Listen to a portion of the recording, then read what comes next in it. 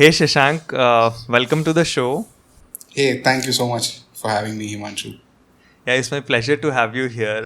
The first time I think I came in touch with you was via Twitter, where you keep sharing your knowledge and wisdom.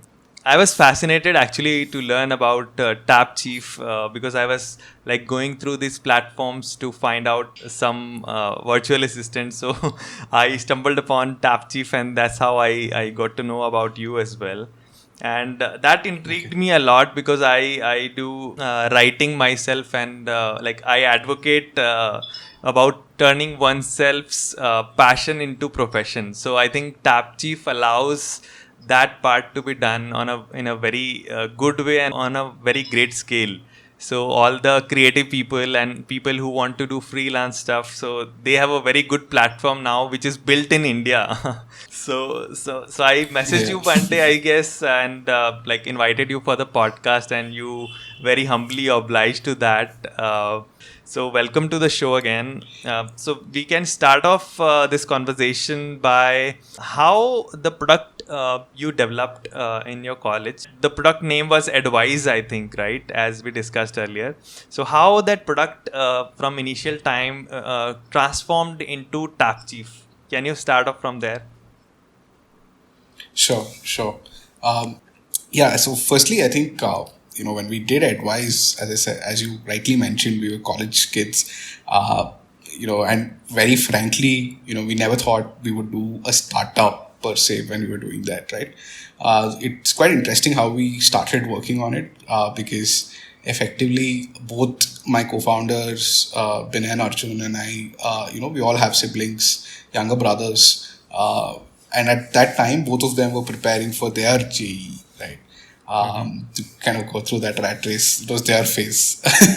Yeah. And, they used to always reach out and ask, hey, what do you know what this is? Do you know this in calculus, that in physics, and so on and so forth? And, it was not something we enjoyed, like being in third year, fourth year, to kind of sit and answer Mm-hmm. those questions. But we noticed a lot of people on campus, our friends used to take up and say, hey, मैं कर देता हूँ, right? And then at one point we asked our friends, do you think you would like to get paid to do this? And most of them were like, yeah, I would love to spend 2-3 hours every day doing this, right? Because again, in college and engineering college, like you don't have much. You have a lot of time and very little to do. Um, so we said, okay, why don't we build an app which, because a lot of kids also at that time, this is about 2014, a lot of kids Mm-hmm. had also started getting phones with them, right? When they were in 11th, 12th standard, etc. Mm-hmm. And we said, let's go ahead and kind of help them post it out, and somebody from one of our campuses, right, will answer that and get paid for it in a small way. So that's how Mm-hmm. the idea began, and we just started working on it. And this was our fourth year. We built it. We had real users. We had real transactions. I think at a point we had over 500 plus tutors, not just from BITS but from various IITs, NITs, and some of the most prominent engineering colleges in India. And students had this ability to have a teacher even after 5 p.m., right, which is unheard of more often than not, unless you're going for separate tuitions or something.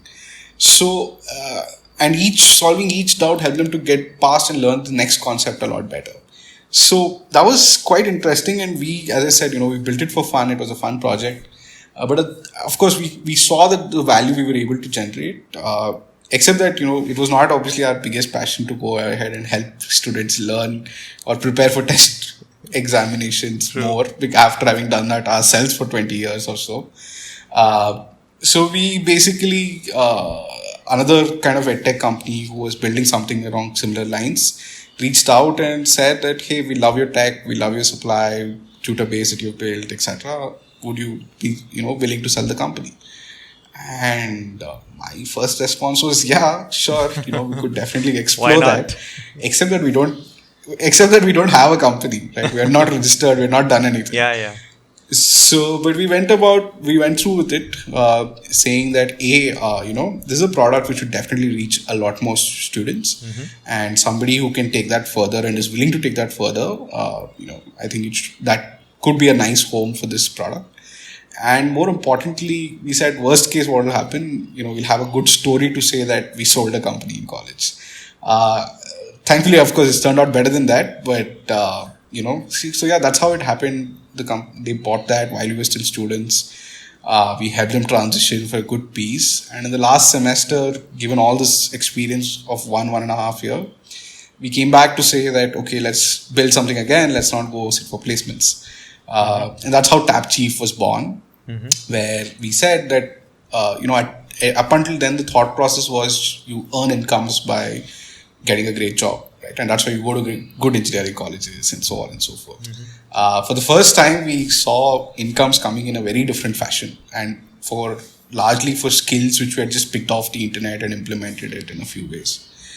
And we rated our skills very lowly. So we thought that if we could, with our level of skills, kind of pull this off, a lot of people are extremely good at things. So what could they do if they had this opportunity? And that's how the idea of TapChief was born, where we said, can we help people monetize their skills and earn incomes beyond a job, right? And by taking up interesting things where they can leverage their skills. So yeah, so that's how we really began. This was the last semester, which was early 2016. We recently completed 4 years. So yeah, that's the beginning of it all. Wow. And initially, I mean, when you guys eventually registered the company, and then from initial 3-4 founders, and you went on to become a good headcount company, which is there right now. So can you talk about that as well, the initial time of TapChief once it was registered? Sure. So the first few hires that we made were actually juniors from college who had gotten on-campus jobs, but we convinced them that, coming and working with us is the better thing to do. Yeah. And I don't know, they were also foolish and silly enough to say, yeah, that makes sense and let's do this. More importantly, I think, all those 2-3 people that we hired at that time formed the core of what we call the founding team of TapChief even today, right? Yeah. Because effectively, all of them were people we had worked with in the past. In fact, that worked on the Advise idea as well as interns with us. And of course, today they came on with full-time jobs with us. Each of them brought a very unique skill to the table. One of them had run, our campus's biggest fest. He took care of our ops. Another person was known across campus for being constantly on social media. So he became our social media guy. So it was a very, natural way, I think, in some sense, about 5-6 people on a campus who know each other and enjoy spending time with each other, coming together to build something. That's how the initial piece was. And for a good part of the first 2 years, I don't think we went beyond 15 people. We grew, at least in headcount, fairly slowly, fairly carefully. We added, always had interns, and the 15 is including interns, right? So we were always a fairly small team, as we were also trying to figure out, our proposition, how we're presenting it to the market, and so on. Yeah. Last year, that's 2019, is when we've really scaled up. That happened post the Bloom investment, where we grew the team to about 50 odd people by the end of the year, and today we're at about 60 people.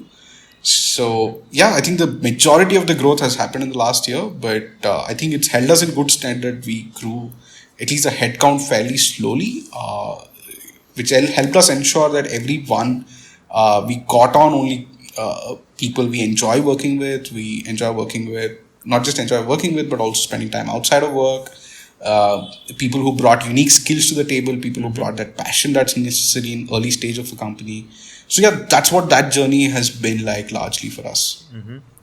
That's amazing. And as you mentioned, organically, people who were like handling social media and other things like event management, so they became like the founding members, and eventually like started handling social media management and operations. So it's kind of a thing where you already in college, also in early days, also you have the skill sets inside you, and which you actually turn into something which is actually now your profession. So scooting back to that, as you are an alumni of BITS Pilani, how do that place shape you? Are there any stories coming to mind which might not seem pivotal at the moment, but looking back dots might be connecting to them.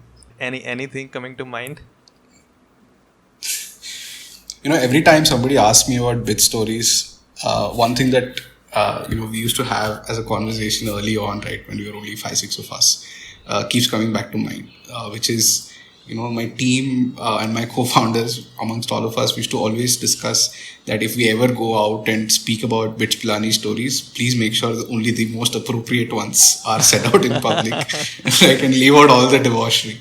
But having said that, so see, I think Bits Pilani as a campus is one of its kind, right? It's not something at least I've heard of after having spoken to people from various kind of places. It's definitely one of its kind. What makes it really unique is, firstly, you're severely cut off, especially post explosion of mobile internet and everything else, with so much data and device consumption.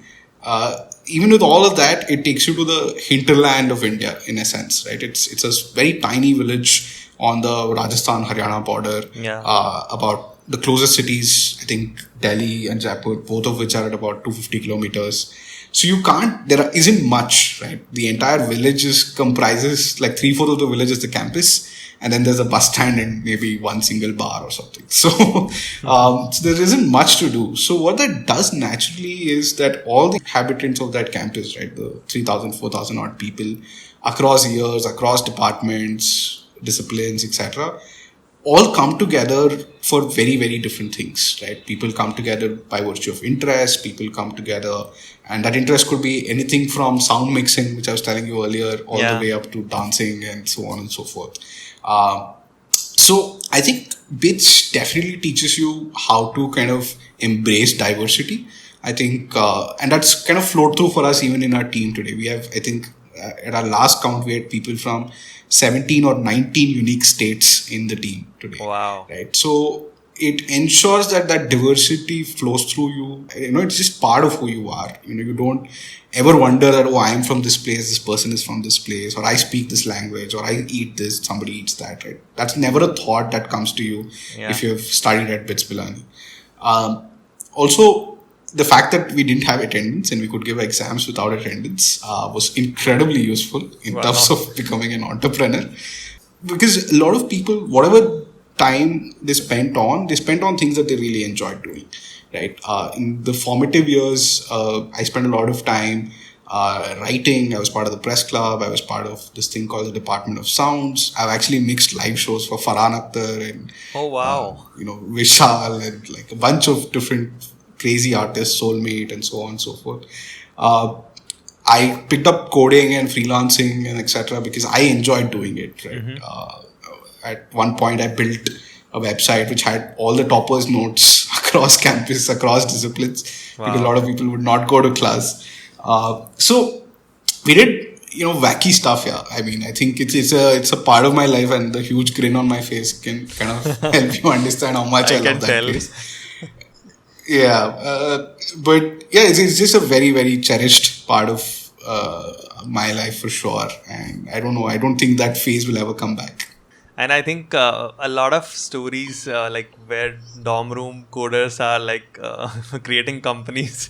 So there is Mark Zuckerberg story as well, which like fairly resembles with your story as well. I think the institutes which makes people closer to the entrepreneurial journey, I think they instill some things inside you which eventually help you out in the real world as well. So I think Bits Pilani has done that. Yeah, and I mean, and there's just been so many entrepreneurs who, like the founders of Red Bus, Swiggy, Grey Orange, they're just innumerable ones, right? And I think what is special about the place which does that to you, in essence, is that incredible amount of freedom they give to 18-year-olds and say that go and figure out what you want to do, right? And just simply the fact that a lot of things on campus, even today, are still run by students. For instance, the mess service, right, for all 4,000 students, even today is managed and run entirely by students. Where there are actually elections every year and, they take up that post, everything from finances to logistics.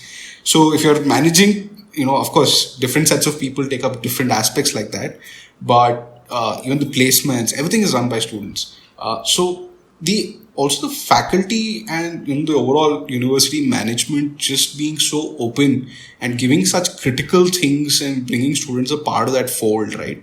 I think that is what has made a lot of difference in a lot of us, right? Because we start managing things which we never thought we could be capable of at 20. Like nobody at home would give us 10,000 rupees to manage when we were at 18 or 20, right? But in BITS we were handling lakhs of rupees. So I think that's definitely has to be that, and the lack of attendance, I think, has to be take the piece of the the icing on the cake, I guess. Yeah. So moving forward to that, as you mentioned, you had founders from inside BITS Pilani, and they were all your friends, which you were already working with in BITS Pilani as well. But once you move out of that bandwagon and you have a real company now, right? So after that, are there any specific high level executives which have joined you, and how did you get those people into your team? Are there any specific things which you look for at a very high level when you are letting people in? Yeah, so see, today we still believe heavily in kind of trying our best to maintain a flat hierarchy, right? While we have different sets of teams who are responsible for a set of aspects of the company, which are the overall goals of the company. So they take up a few and, they kind of go ahead and execute on those. And maybe each one of those, we have one representative who kind of maybe is involved in some of the managerial stuff or things like that, right? But by and large, we've tried our best to maintain a very flat hierarchy as much as possible, because again, we're not big fans of hierarchy and specific managers, etc., etc. It's useful for a lot of things. It's useful for somebody to know, what is the next level I can get to, and so on. But again, I think what we've seen typically in the industry has been that, you do that in terms of roles, right? You go from manager to senior to VP, etc., etc.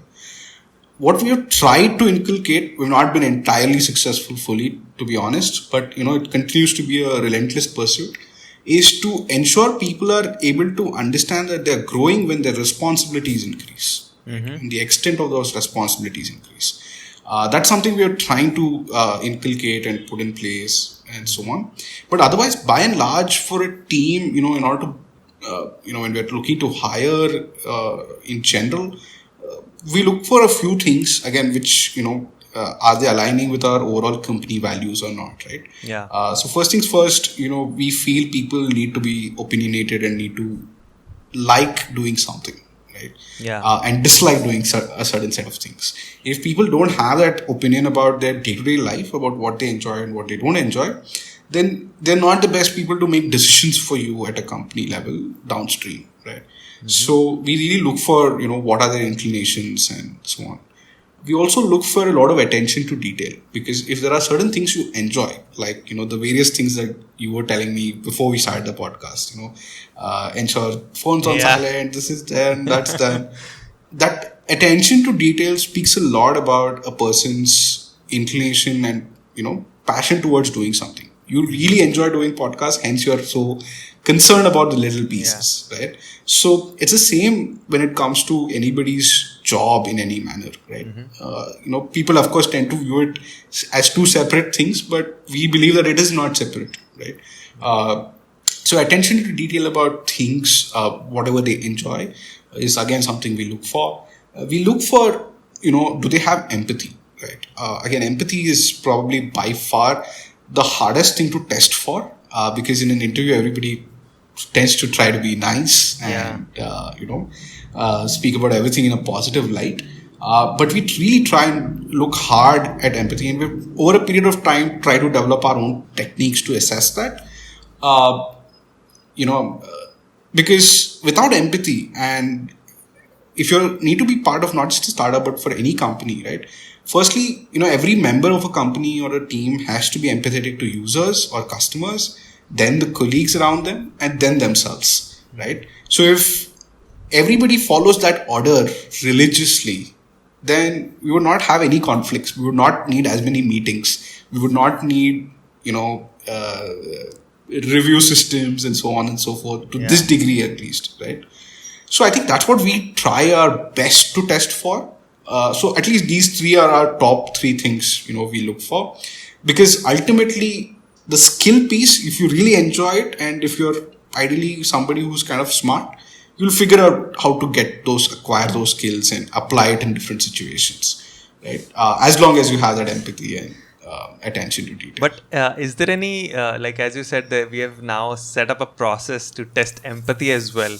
Like, is there any specific thing which you test out? I mean, what is the process? Can you share that? Yeah, so again, I would not label it as a process. I'll tell you just a few things that, we do, right? So today, one of the first things that we do, if there's a job post and somebody applies, one of the first things that we do is to send them an email, right, with 3 to 4 role-specific questions, wherein we are trying to understand these couple of things, right? We are testing attention to detail because if somebody is responding to an email, how they're writing that email tells a lot about you, tells you a lot about the person, right? Is the person concerned about there being a space after a period or a comma, or, doesn't care? Does the person care about all the entire text being in the same font, same size, or doesn't care? It tells you a lot about a person, right? So that way we test a lot of things at attention to detail level. We also when we try to understand, again, maybe a specific thing from an empathy standpoint. So let's say we're trying to, hire a sales position, right? One of the questions would inevitably be about who's the customer who, pissed you off the most and how did you handle that situation? Right? Tells you a lot about what went wrong. Because in the first go, when you're asking somebody about what went wrong as opposed to what went right, because they're expecting what went right as the line of questioning, it again puts people off, and the way they articulate that tells you a lot about how they were able to do it. Similarly, if it's for a product role, it would be that customers, you released an awesome feature with a lot of fanfare, but customers dissed on it like nobody's business. What would you do? What would be your press note, right? So in each kind of role, you can test for empathy just by kind of scenario creation, in essence, right? You hypothetically put people in scenarios and ask them what would they do, right? Of course, there are going to be people who can ace that nonetheless and say no, right? Yeah. But inherently as a company, the way we like to operate is we like to trust people. We like to say that what they're telling us is the truth to the best degree possible. And if it doesn't turn out to be the case, then anyway, the rest of it will never go through, right? Right. But we inherently like to trust people and thereby ask not tough questions, but ask about things which are probably uncomfortable to speak at many instances, or typically as to what the convention is for an interview or so on and so forth.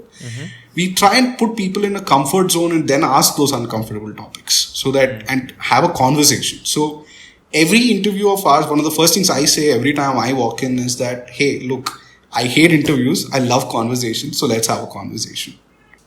So I think ensuring that, you're having conversations as opposed to a question answer session, I think drives home a lot of things, you're at least trying to look for and then take it from there.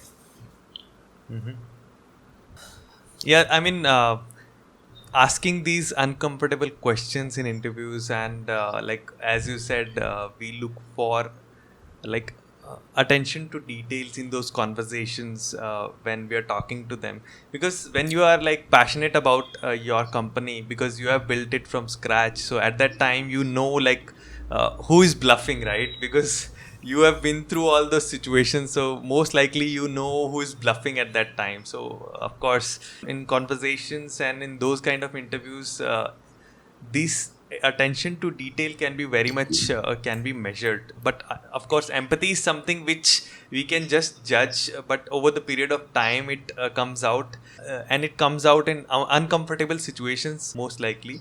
So yeah, that's a very good way to like inculcate empathy and attention to detail in the start itself, so you very well know in the start itself that this person is going to be in my team or not. And scooting back a little, can you also share a little bit about your childhood and the support you got from your family? And were there any signs in initial days, like in childhood, where you were like marching on your own drum beat and doing different things, so people would already know that yeah, this guy is going to do something different from the crowd? Okay, let me tell you a bit about my family and then maybe Yeah. my background to set some context. So both my parents work for nationalized banks. My father works for SBI and my mother works for Canara Bank. So wow. they, and you know, that's the only job they've held for a good 25 years now, right?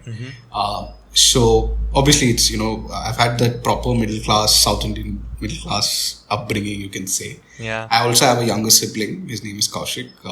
He's just completing his engineering right now. So I think when we grew up as 90s kids, you know, I think at that point in time, it was really, really hard to imagine how the world would look like in 15, 20 years, right? So I think as parents, you know, I think the path that they took was to inculcate the value of knowledge, the value of education, and last but not the least, that the value of work, right? That work is worship is something that was reiterated a lot of times to us as we grew up. So while I never had, you know, any sort of crazy pressure from my parents, etc., I was, you know, one of the top 2-3 kids in class. All of that used to happen.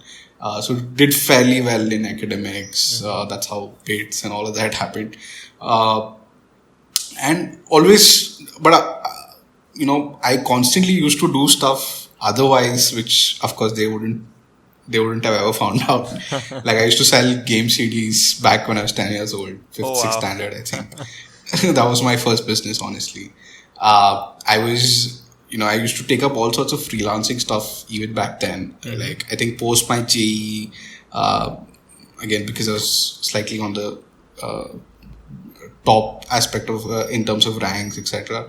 I used to evaluate and set questions for exam papers, which used to pay during Wow. the summer holidays. So I mean, I've always kind of done stuff which drove some extra income, incremental income of sorts. And yeah, so the basic values I got was largely about being very independent and self-sustainable. You know, one of the things my mom used to say back then was, you know, don't ever get yourself in a situation where your parents have to support you, right?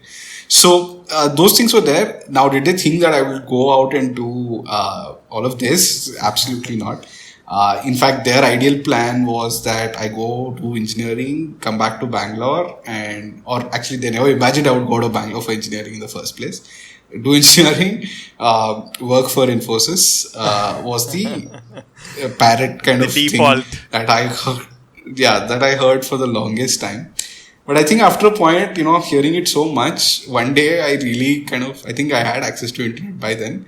I Googled who's the founder of Infosys. I want to go become like that guy. Right? Wow. Because I'm hearing so much of Infosys. Of course, I was at a very young age.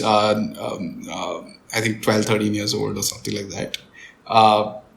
And ever since, you know, once I went to college, of course, it was initially when I told them that I'm not sitting for placements, I'm not looking to get a job from BITS and so on. That did scare them a bit and got them a bit worried for a while because, you know, they were like, man, you spent 5 years at one of the best colleges and you're saying you don't need a job from there. What's going on, right? So they thought I was a bit crazy for a bit. And basically, I told them, give me a year or so. If you think, if I feel I'm not doing justice to whatever I'm trying to, I'll come back and go take a job. That's not a issue. And even then, they never came back and said, oh, are you doing well? Are you, you know, are you considering going back to a job, etc. They realized very soon that I'm going to be doing this for quite some time to come. So yeah, since then they've been obviously very incredibly supportive. My parents have started understanding valuations and investors and VCs and what it takes to build startups. So yeah, I mean, I think it's they've fairly been as supportive as any parent can be. So no complaints there. But yeah, I mean, the formative years were obviously very fun. I spent a lot of time playing outside, playing cricket outside, and playing for school and whatnot. So yeah, those were fun times, man. That's amazing. Great stories.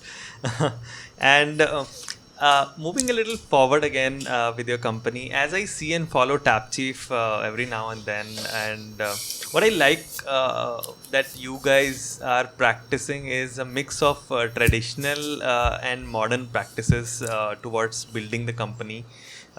Like one of the things which I noticed was you guys were sharing the stories of the people who are there on your platform, like the freelancers. So there was a series where you guys were sharing their stories, and later on you guys are doing more stuff related to that, which is more innovative.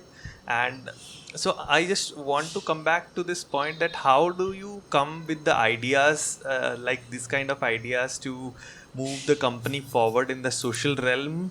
And like, is there any process which you have set to like brainstorm and come up with these kind of ideas? Right. Honestly speaking, I still think we're not very good at marketing. I think we do a lot of things, a lot of good things, but we don't speak about it enough. To be all in all honesty, that's my personal and probably the founder feeling of just not being satisfied. But thanks for the compliments. How do we go about it? As I said, see, one of the things, and this is something we are putting in place right now, but it has always existed in some form or shape. What we're putting in place right now is the concept of OKRs, where the company objectives are defined. What are the key goals, which if you complete, the overall objective is achieved. That is defined, and then that is broken down into teams and thereby individuals. So this is something we're putting, like, with actually using the framework right now in place as we speak, in fact, for this quarter. But otherwise, it has always existed in some form or shape in the company, where everybody in the company knows that driving incomes to freelancers is a very important goal for us as a company, right? Ensuring that freelancers and their skills are getting noticed and their experience, the quality of work is getting noticed, is a priority for us, is again well known within the company. So when it comes to some of these ideas, etc., it largely comes with hey, we've been doing this. Either it's going well or it's stagnated, right? Either it is growing or it's stagnating. Yeah. So because we don't, at least we try our best not to wait for it to start declining. We know that if it's starting to stagnate, that means it has hit its course. So we need to come up with something new to continue to kind of push that path or push that objective. So back in the day, I think when we initially started, we used to just make like these very quick images which spoke about a featured freelancer, featured expert, etc. on our platform. And that hit its limit, after like 50, 100 images, people stopped liking it or doing anything, engaging with it. Then we said, okay, that's not enough. Maybe we should go ahead and try and tell their stories, right? So that's when we started blogs, etc. Then we said, but there's so much awesomeness because when our team and I also did 1 or 2 interviews and start putting out there, we saw that there was so much awesome knowledge out there that we said, can we unlock it in a better way? Yeah. So we started webinars. Then webinars started going well, and we have a pretty nice office in central Bangalore in Indiranagar. Yeah. And right over Starbucks and on the main street, etc. So we said, we have a good office, a lot of very accessible. Can we get people together, etc. for meetups? So we call that a huddle because it's just like, it's like the Indian cricket team huddle. Yeah. Like that. So we called that the huddle, and we got some really, really awesome people. And I think the highest audience, so our office can accommodate only about 50, 60 people best. I think at one event we had a huddle, we had about 80 people. Wow. So So yeah, each one has been an incremental thing. We keep adding on top of things to ensure that, we're never losing track, or at least our objective is always, we're on the path to achieve our objectives. So when you think of it from a objective level and say that this is what we want to achieve, this is the extent to which we want to achieve it in this time frame. Mm-hmm. And then when you look at what you're doing currently in that course, you realize it's either enough or you need to improve, right? At times, the ways to improve could be very minuscule. That's where attention to detail comes from. Mm-hmm. Is our copy better? Is our email list growing? Etc. Etc. Some things may require an entirely step function change, right? Yeah. Which is go from just quick blogs to webinars, or webinars to huddles, right? And each one of those will have entirely new set of things to figure out. So that's been our journey, not just in marketing or anything related to this, but in product, in sales, so be more agile ops, in everything. A way, right? Yeah, I think, the ability, so how do you ensure, or how do you get more and more people to be innovative, right? You get more and more people to be innovative when you are kind of mandating people to imagine what future looks like, mm-hmm. even if it is just 2 or 3 months down the line, and kind of put that on paper today, right? Yeah. So when you start telling people that imagine what 3 months down the line would look like, and write it on a paper and tell what are the things which we can measure, which will tell us yes, that is true or untrue, then it starts changing the way people think. People suddenly start coming up with some of the most awesome stuff which you could have never thought of individually. So hence, as a leader, I feel it's very important to set the objectives and let people choose the path. Yeah, like setting the objectives and also analyzing as you move forward how things are shaping up, and then quickly improving and improvising on that. Yeah, so I mean, there's a very famous quote. I don't know if I'm getting it right completely, but basically it says anything that matters needs to be measured. Mm-hmm. So, yeah, right. So whatever it is, if it's important to us, we should be measuring it. If you're not measuring it, it's naturally become unimportant and irrelevant. Interesting. That's interesting. And moving forward on this, what would be your advice for a startup who have already started their company and have a MVP already and now gaining some traction, but they're yet to get some sort of seed funding yet? So is there any advice you would like to give to them so that they are moving in the right direction? Yeah, sure. So first things first, I think what most people need to understand, of course, a lot of people have been reiterating it for a while. I'll add to that. Mm-hmm. It is to really understand that funding is not a measure of success. It's a tool towards success, yeah. Right? And it's a tool to effectively go ahead and achieve some things that you wish to achieve, right? So from that perspective, one of the first things anybody needs to evaluate is to really evaluate, do you need funding in the first place, right? And is your business built for the venture economics in essence, right? Are you building a business which wants to grow so rapidly that it requires external capital, right? As you grow to gain market share and things like that? Or are you building a business which you are, trying to build for a specific niche, but extremely profitable and so on and so forth, right? And, you're not as aggressive on growth. You're aggressive a lot more on processes, the way your bottom line is, and so on and so forth. So I think it's a very important distinction which business owners or founders need to make, right? That what kind of a business am I really building? Mm-hmm. Now, if you decide that you're going to go on the venture-backed path, then you need to ensure that you're addressing, or your business is oriented, for what venture capitalists and VCs are actually looking for. What one needs to understand is VCs are looking to fund ideas which can grow irrationally, right? Which can grow exponentially, and thereby can go ahead and, have a very, very large proportion of that market, right? Mm-hmm. And that is because venture funds returns and the structures of the funds are built in such a manner where you invest in 10 companies and you're hoping that 2 of them will take care of the ROI expected of all 10 put together, right? Or 3 of them will do so. Right. Because they're effectively expecting a high level of failure because it is purely uncharted territory, right?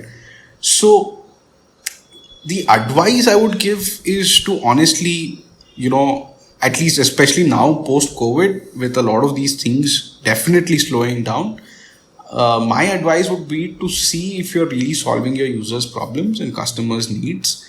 If you're doing that and you're doing that efficiently, investors will come to you rather than you chasing them. Or if you go ahead and try to gain audience with any one of them and speak more about your business, they will resonate and, think good things will happen, right? And you'll get the right partners. So today, the most important thing to do is to see if you're taking care of your customer needs very well. Is there innovation in the way you're serving them? Is there, which is leading to efficiency, which is leading to new things from your stable, which continues to add more and more value to them? And are they thereby loyal to your service or loyal to your product? If these couple of things are met, the rest of it is, reasonably simple. Those are logistics. It's all taken care But if these things, if these things are not met, then nothing's going to happen, right? Yeah. So that's true. I think that would be my take, to keep it simple. Yeah, keep it simple. All right. So I think we can now move on to the next section, which is the quick fireside chat. So I would ask you a few questions and you can quickly answer those and we can move forward to the next section. So the first question is, what is one quality inside of you individually which you think have helped you out a lot in your career, like establishing yourself as an entrepreneur? Maybe repeating myself, but I will still go with empathy because if you just simply care about another person, irrespective of the relationship that you share with them, it could be you as a manager and them as a team member, you as a founder and them as an investor, you as a service provider or a builder and them as a customer, user, or just that you are somebody who's doing some things and they are a junior from college or somebody, a younger founder building stuff, and you're just trying to help them out, irrespective of all this, what the relationship is, right? As long as there's empathy to it, as long as you're able to do the best that you can for them and not do anything which can harm them, right, or impact them negatively. I think if you ensure these two things, I think that's by far the most important quality. I believe not just an entrepreneur, but any person needs to have, right? We keep seeing those examples. Of course, in these tough times, we've seen those examples come out even more. Yeah.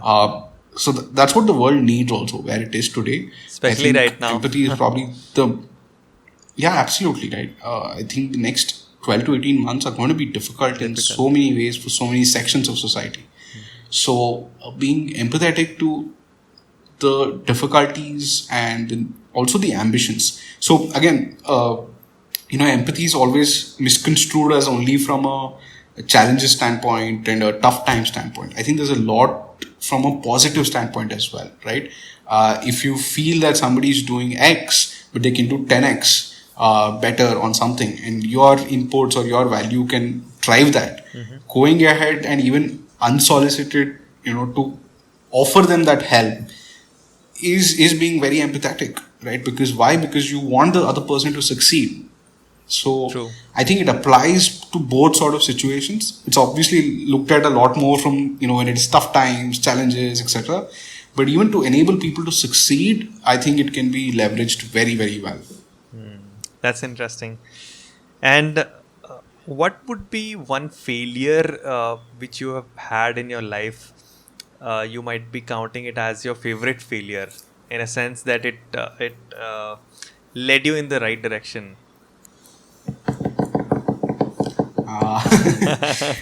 See, I'm a person who doesn't have too many regrets, right? I fundamentally believe that everything that's happened is great that it happened. That's led us here. But again, I know that's not the answer you're looking for. So So I think, okay, so the first year and a half of college, I barely studied. I barely went to class. I did nothing. So going from a topper of sorts to, scoring a 0 in an exam, I think that was something. When I saw that 0 on my mark sheet, which I'd never seen in my entire life, that hit me hard, right? Because that said that, okay, this is something, I mean, as you can see, I can't express also how I felt at that point in time. But it was something that, am I this person? So one thing is, I wondered, have I gone this bad, that I'm getting a 0? So that was the first level of reaction. Then once, I absorbed it, etc., then I realized the importance of not comparing apples to oranges. I said to myself, if I didn't study, if I never aim to do well in this test, how the hell am I going to get anything better? So it doesn't matter if it's 0 or 20 or 50, right? So stop kind of testing myself also against things which I'm not aiming for. So that's when I really picked up coding. That's when I really picked up webs, building software, building some very, very minuscule version of what is today's startups, etc. Right? So, yeah, I mean, and I started measuring myself by that barometer. Am I getting better at coding? Am I getting better at building things? Am I getting better at understanding people, understanding users? So yeah, once I started putting the right barometer, it got better. But yeah, the favorite failure has to be the 0 that is on that mark sheet. So measuring yourself on this right scale is something really important. I would totally agree with you on that. And how does your typical day look like your when you are in office? Yeah, I mean, now I think we're all going to speak about it as in those times, right? So,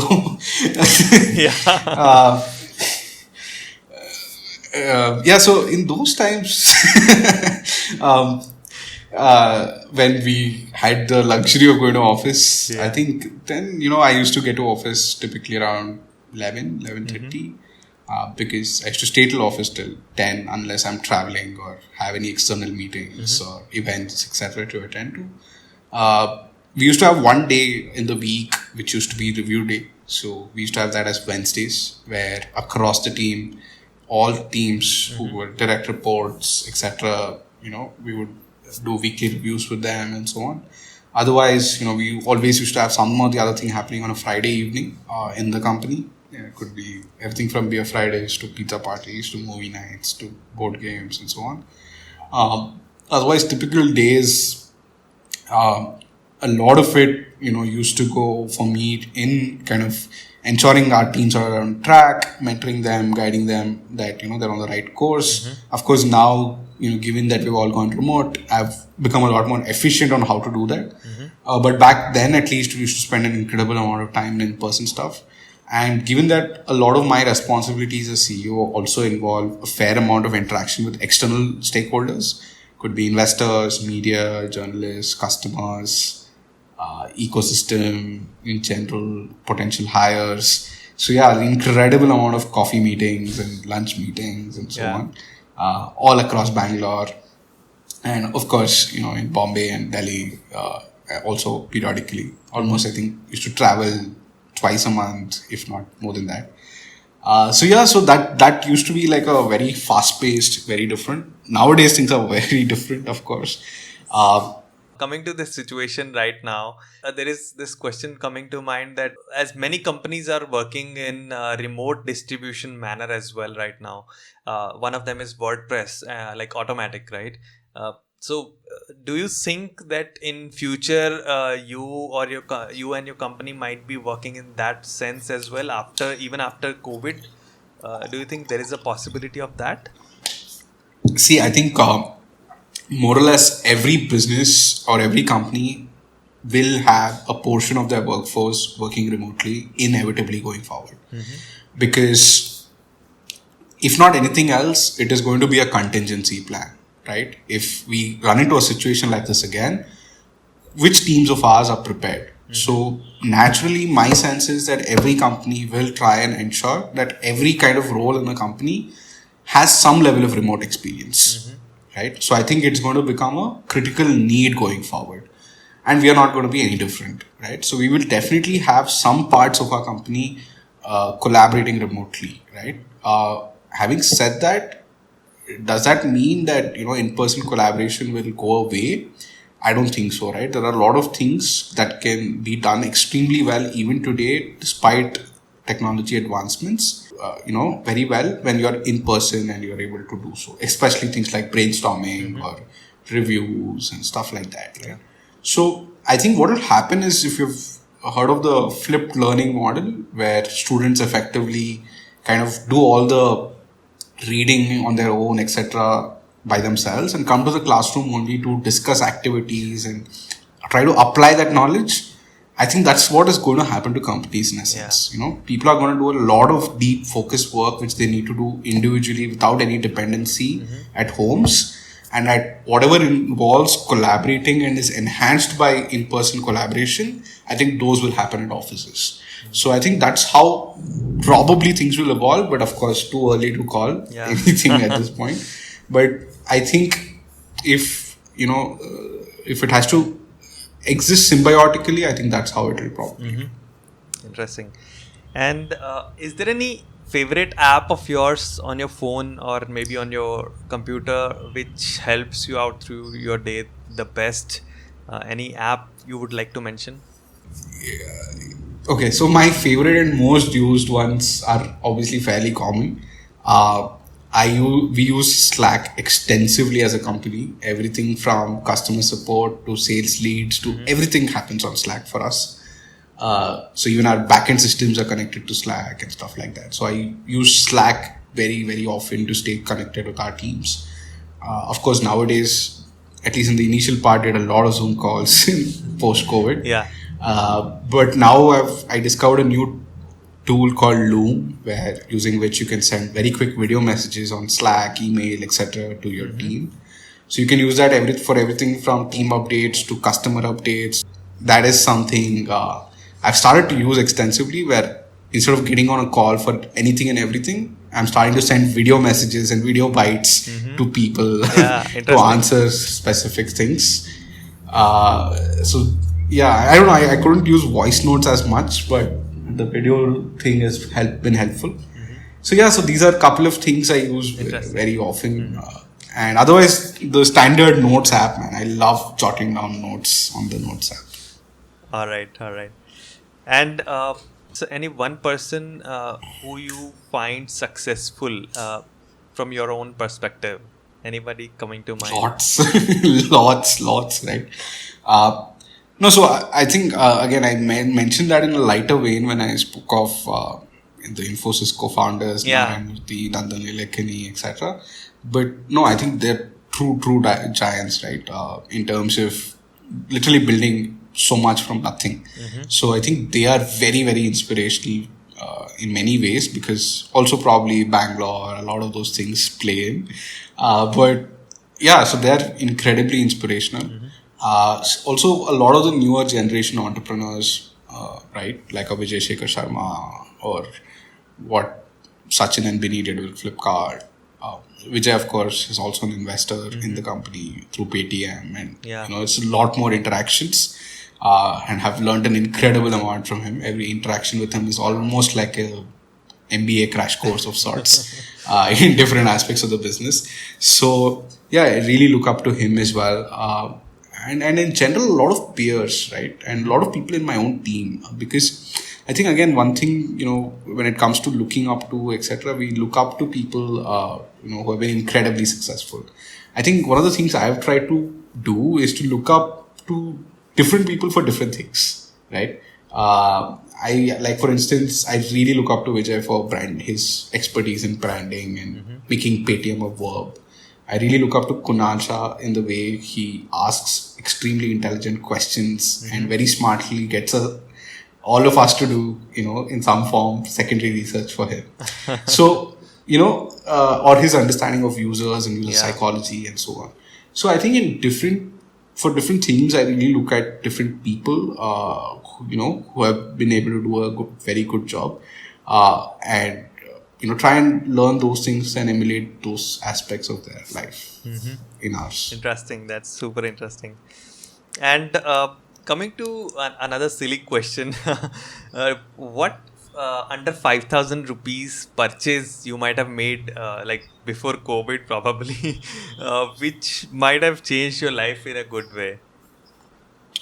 Has to be a book. I bought this book called Delivering Happiness. It's about a company called Zappos, which is one of the largest online footwear stores, which is now an Amazon company because it got bought by Amazon. So just the story of Tony Hsieh about how he built Zappos. He in fact built an earlier company which was bought by Microsoft for $250 million, and then it so happened that Zappos was going through a crisis, and he had invested all of that money which he had made in the first company, all of it into Zappos. So he was virtually bankrupt, and then ultimately it came out and was a near $2 billion acquisition from Amazon. Now, these are not the details why that was probably my best spend. The reason it was one of my best spends was simply because how he transforms from about building a company from the quest for success, commercial fame both, to quest for kind of building the best user experience of sorts, and then ultimately that everything turns out to the fact that you building a company is just one aspect of ensuring a happy life. So the true meaning of purpose, and hence building a company is a step towards or a tool towards achieving that purpose. So the way he kind of described that and how the quest for happiness and how does one go about it, I think was very, very eye-opening. I had never thought of it like that. So that that just new perspective that brought about, and that's the reason why it's probably the best spend in the recent times. Awesome. And if you were able to put a billboard on any of the main streets of Bangalore, what would it say and why?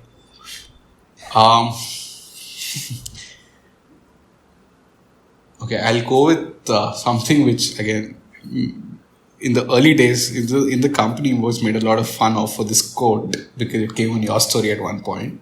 But I still fundamentally very much agree with that quote even today, which is that hope is addictive.